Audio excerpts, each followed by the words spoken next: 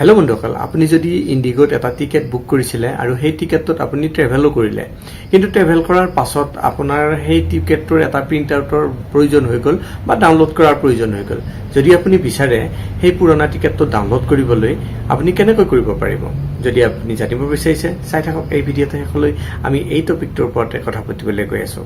নমস্কাৰ বন্ধুসকল, মই প্ৰণৱ আৰু স্বাগতম জনাইছোঁ মোৰ ইউটিউব চেনেল ডিজি ৱৰ্ল্ড অসমলৈ। বন্ধুসকল, প্ৰথমতে আমি ইণ্ডিগোৰ ৱেবছাইটত গুচি যাম আৰু আগৰ প্ৰচেছখিনি ষ্টেপ বাই ষ্টেপ দেখুৱাম। বন্ধুসকল, আপোনালোকে দেখা পাইছে আমি আমাৰ লেপটপৰ স্ক্ৰীনত আহিছোঁ আৰু ইয়াত গুগল অপেন কৰি লৈছোঁ।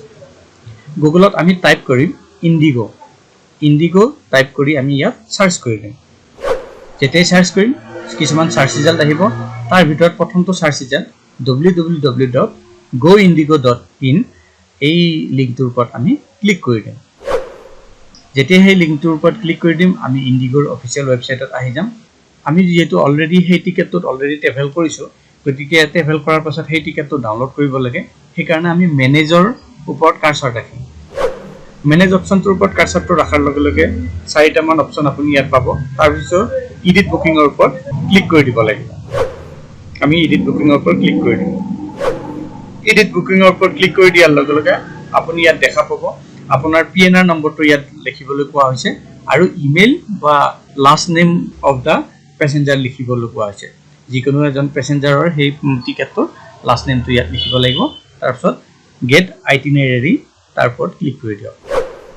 এইখিনি কৰাৰ পাছত আমি বেলেগ এটা পেজত আহিম। পেজটো অকণমান স্ক্ৰল ডাউন কৰিব। স্ক্ৰল ডাউন কৰিলে দেখা পাব বুকিং কনফাৰ্ম, এইবিলাক আপোনাৰ বুকিং ডিটেইলছখিনি দেখা পাব সেই PNR নম্বৰটোৰ এগেইনষ্টত। গতিকে ইয়াত আপুনি দুটা অপশ্যন পাব, এটা ইমেইল আইটিনাৰী আৰু এটা প্ৰিণ্ট। আমি প্ৰিণ্ট অপশ্যনটোৰ ওপৰত গুচি যাম। প্ৰিণ্টৰ ওপৰত ক্লিক কৰি দিয়াৰ লগে লগে আপোনাৰ যিটো টিকেট সেইটো ছেভ হ'বৰ কাৰণে ছেভ এজ PDF আমি ইয়াত ছিলেক্ট কৰিম আৰু ছেভ বটনটোৰ ওপৰত ক্লিক কৰি দিম। ছেভ বটনটোৰ ওপৰত ক্লিক কৰি দিয়াৰ লগে লগে এটা নাম দিবলৈ কোৱা হৈছে। আমি টিকেট নাম দিম, ছেভ কৰি দিম। এতিয়া আমাৰ টিকেটটো ডেস্কটপত ছেভ হৈ যাব। আমি যদি চাওঁ আমাৰ ডেস্কটপত গৈ ইয়াত এইটো টিকেট নামত আমি এতিয়া ছেভ কৰিছিলোঁ, সেইটো অপেন কৰি চালে আমি দেখা পাম এইটো টিকেট। আমি যদি অকণমান স্ক্ৰল ডাউন কৰোঁ, ইয়াৰ ডিটেইলছখিনি দেখা পাম। আইজলৰ পৰা কলিকতালৈ আছিলে কেই তাৰিখে? 6 ছেপ্টেম্বৰ 2023 টিকেট আছিলে এইটো। আমি এইটো অলৰেডি এভিল কৰিছোঁ।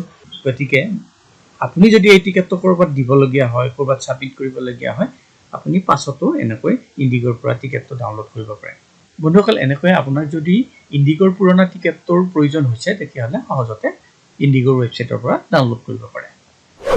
আশা কৰিছোঁ এই ভিডিঅ'টো আপোনালোকৰ পচন্দ হৈছে। কেনেকৈ আপুনি ইণ্ডিগো ৱেবছাইটৰ পৰা পুৰণা টিকেট এটা ডাউনলোড কৰিব পাৰে তাৰ বিষয়ে জানিব পাৰিলে। যদি এই ভিডিঅ'টো পচন্দ হৈছে, ভিডিঅ'টো কৰক লাইক আৰু চেনেলটো ছাবস্ক্ৰাইব কৰিবলৈ নাপাহৰিব।